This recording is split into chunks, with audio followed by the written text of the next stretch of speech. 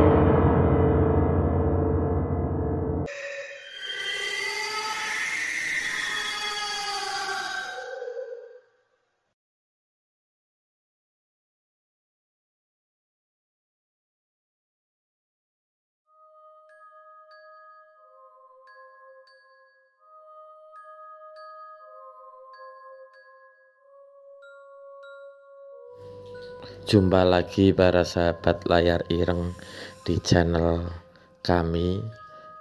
Hari ini kami akan melanjutkan eksplorasi mengenai Adipati Luwuk, adipati yang sangat melegenda di Pekalongan, akan tetapi tidak pernah tercatat di dalam naskah sejarah resmi. Kalau kita merujuk pada masa Mataram dengan beberapa wilayah daerah yang kurang familiar didengar, kita bisa lihat ada Kadipaten Kleangan, yaitu daerah Subah, Gringsing dan sebagainya. Tetapi dari manakah Adipati Luwuk ini berasal, sampai sekarang banyak versi dan perdebatan yang tetapi bukti otentik sejarah naskahnya tidak pernah dituliskan secara gamblang dan diakui sebagai rujukan yang betul-betul bisa kita pegang kebenarannya. Nah, kami meyakini bahwa Adipati Luwuk ini hidup di masa Pajajaran dan Kalingga, karena beberapa lokasi tidak jauh dari Pekalongan seperti Purbalingga, kemudian Purwokerto, terkenal dengan legenda Raden Kamandaka atau Lutung Kasarung yang di Baturaden. Jadi besar kemungkinan kisah beliau pun melegenda dan dikenal hanya turun-temurun tanpa ada otentifikasi naskah ataupun prasasti yang menceritakan keberadaan beliau. Masyarakat jauh lebih mengenal beliau dengan rivalitas dua adipati saingannya, yaitu Adipati Penjarakan dan Adipati Rangsang, yang kemudian beliau bertiga berakhir dengan tragedi meninggal bersama atau mati sambyuh di Candi Bedagung di wilayah Kecamatan Paninggaran. Candi yang dikenal di Pekalongan ini bukan berarti ada bangunan dengan struktur candi seperti dalam tempat peribadahan Hindu maupun Buddha, tetapi tempat-tempat keramat ini di masyarakat kami sering menyebut sebagai percanden. Maka untuk membahas riwayat dan petualangan Adipati Luwuk ini setidaknya ada beberapa tempat yang perlu diperhatikan. Yang pertama adalah Percanden Tanjung dengan tanda beringin kembar. Di situ diyakini di Desa Tanjung Kulon tempat bersemayamnya Putri Tanjung yang diperebutkan oleh ketiga adipati tersebut. Di dalam video kami pun pernah mengulas mengenai Rara Sadimpen atau Putri Tanjung dengan candi penggungnya. Tetapi beberapa kali kami ritual berendam kungkum di sendang tersebut memang banyak penampakan seperti sepasang ular raksasa yang kita mungkin familiar dengan istilah nogo temanten. Kemudian tampak ketika intuisi kami tajamkan bahwa beliau sebetulnya di Candi Penggung tersebut hanya tertirah karena beliau menuntut ilmu lagi kepada seseorang yang dikenal linuwih di Candi Penggung tersebut untuk bisa menghadapi lawan-lawan beliau. Dan dahulu ketika beliau sulit tidak didapatkan cintanya oleh Adipati Luwuk, sehingga Adipati Luwuk kemudian mengeluarkan kutukannya bahwa kelak di Desa Tanjung Kulon tersebut apabila perempuan yang paling cantik di desa itu, maka kakinya akan lurus seperti pipa atau seperti kaki gajah, di mana antara betis dan paha nyaris sama, sehingga walaupun wajahnya cantik maka terlihat kakinya akan sangat jelek. Itulah kutukan Adipati Luwuk terhadap Putri Tanjung yang waktu itu mungkin sulit untuk ditaklukkan cintanya. Kemudian dalam berbagai kesempatan Putri Tanjung dan Adipati Luwuk ini kemudian bisa tertaut, sehingga kedua saingannya tidak menerimakan hal itu dan akhirnya bersepakat untuk bekerja sama merancang sebuah rencana untuk mengalahkan Adipati Luwuk. Nah, tempat kedua yang sangat penting bagi perjalanan beliau adalah di Desa Pegiringan yang kita tampilkan di episode 1, adanya Percanden Sikesing. Sikesing ini bisa kita lihat kalau dari arti bahasa adalah bambu ya. Jadi bambu tersebut perwujudan dari tongkat yang selalu dibawa oleh mendiang Adipati Luwuk, dan ketika ditancapkan di sekitar Percanden Gesing tersebut maka muncullah sebuah rimbun bambu yang sampai sekarang merupakan spesies bambu langka, di mana tampilannya kita akan terkecoh seperti bambu ampel yang mengkilap, tetapi kalau kita dekati seksama juga seperti bambu tali. Tetapi ketika kita simpulkan bambu tali juga seperti bambu Jawa atau orang menyebut pringkasap. Jadi kemiripan dengan percampuran jenis bambu itulah yang membuat unik bambu yang tumbuh di Percanden Sikesing, di mana ada dahulu batu lenjing yang kita sudah kisahkan bahwa itu adalah tempat untuk menambatkan tali kuda dari Kiai Ageng Cempaluk, sesepuh Kota Pekalongan yang sering bertapa dan tertirah di tempat tersebut dengan kudanya yang khas, yaitu kuda Kiai Geseng. Sehingga karomah itu sampai sekarang apabila ada kuda yang melewati jalan Pegiringan Alit dan melewati area di mana berdekatan dengan batu lejing tersebut, kuda tersebut akan mogok untuk berjalan kecuali dituntun oleh pemiliknya. Kemudian Adipati Luwuk di dalam persaingannya, dan setelah kedua adipati saingannya membuat sebuah rencana, kemudian mereka saling menantang atau kalau di cerita pewayangan itu adu sumbar ya, tetapi tidak langsung dikatakan, tetapi melalui surat tantangan.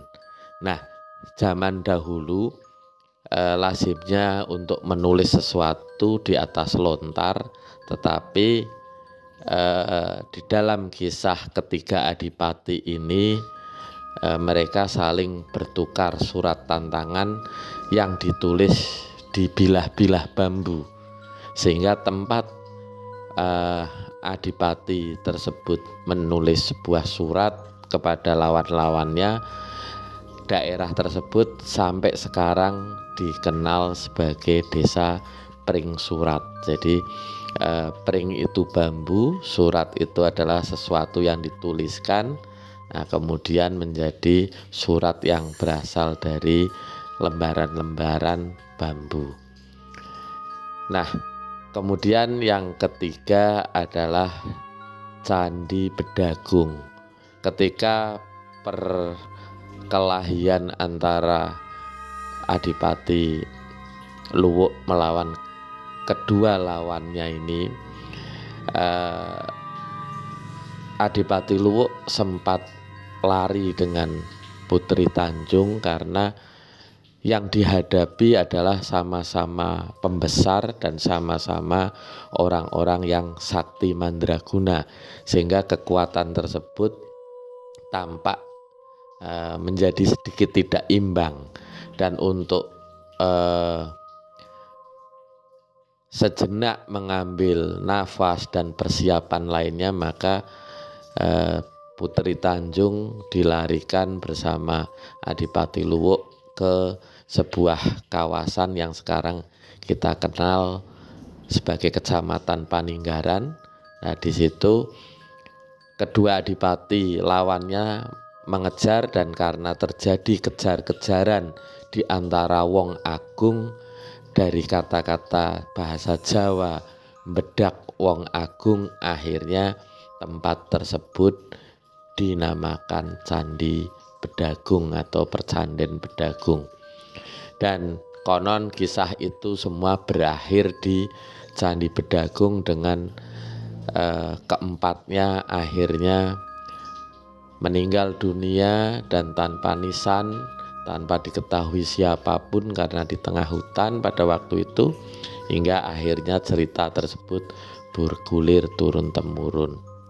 Nah, yang terakhir yang perlu kita ingat yaitu Sungai Luwuk, sungai yang dimana konon kapal Kyai Kolodito ditambatkan oleh beliau, walaupun masyarakat yang mengetahui sosok daripada perahu Kolodito sebenarnya adalah tunggangan, bukan sebuah perahu atau benda, tetapi sebuah makhluk yang sering dinaiki oleh beliau.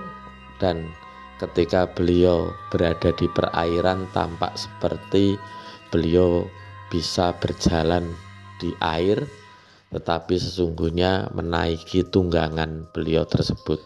Nah, kemudian karena masyarakat dan banyak orang yang sudah tersugesti dengan perahu Kolodito, maka keberadaan perahu tersebut seringkali terlihat oleh masyarakat Luwuk dan sekitarnya bersandar di tepi jembatan Luwuk. Kemungkinan karena Ki Ageng Cempaluk sering tetirah di tempat itu, dan mungkin beliau juga terilhami oleh nama Kiai Kolodito tersebut, akhirnya perahu armada perang Mataram yang dipimpin oleh Temenggung Baurekso, putra beliau, kemudian dikenal sebagai kapal Koloduto.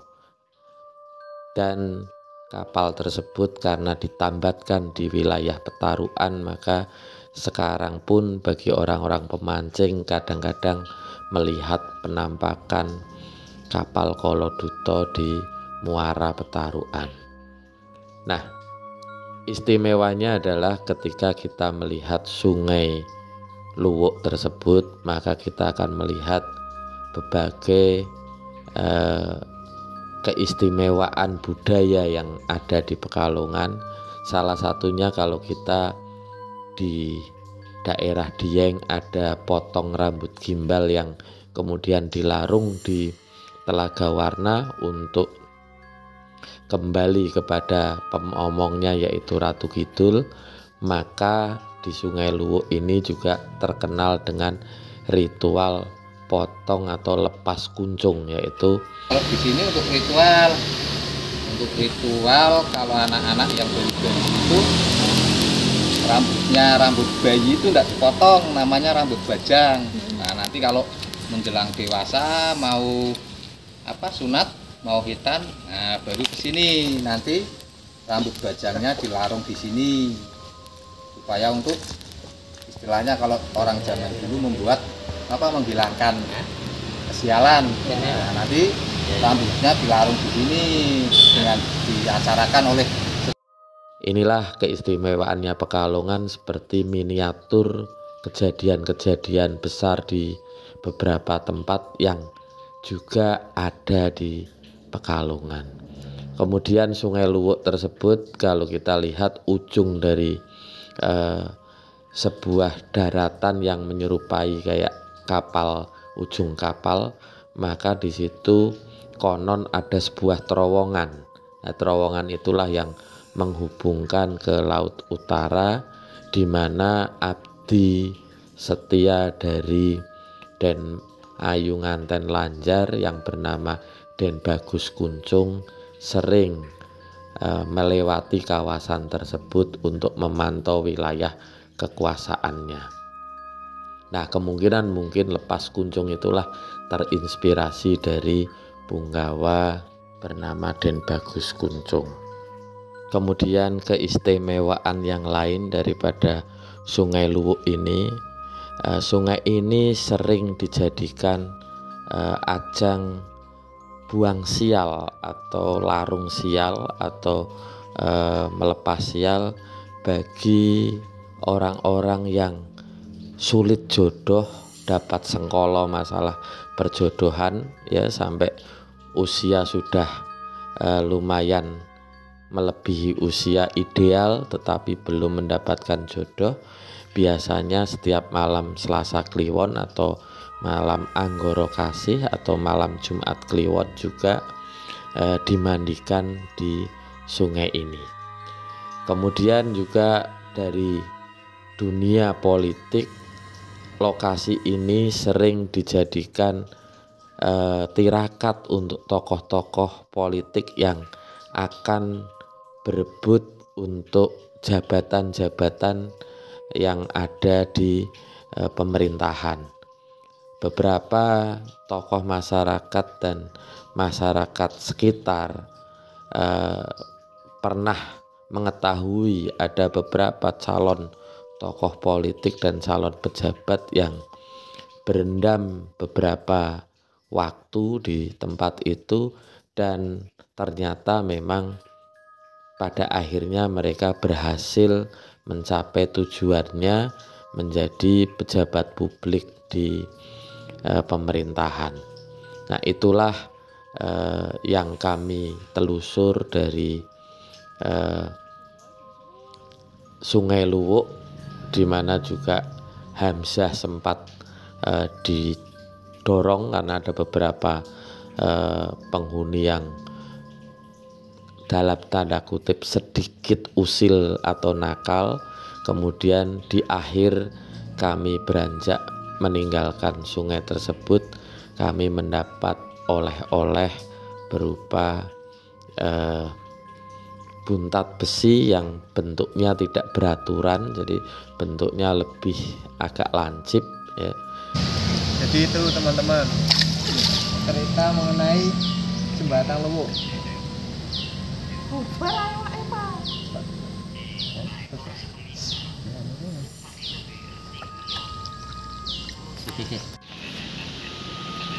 Tapi bentuk ini buntat, tapi bentuknya itu Nggak rata. nggak rata seperti kerucut ini Pak, mengerucut nih koyokan. Nek dolanannya apa? Sing kayu ke, gangsing ya.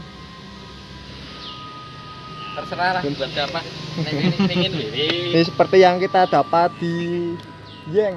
Dan ternyata Mbah Halim atau Mas Halim sebagai pemandu kami yang menunjukkan lokasi-lokasi tersebut berulang kali mendapatkan buntat besi di sungai tersebut, dan ada beberapa koleksi beliau, sehingga hasil temuan pun kami berikan kepada beliau karena beliau asli Desa Pegiringan sebagai kenang-kenangan.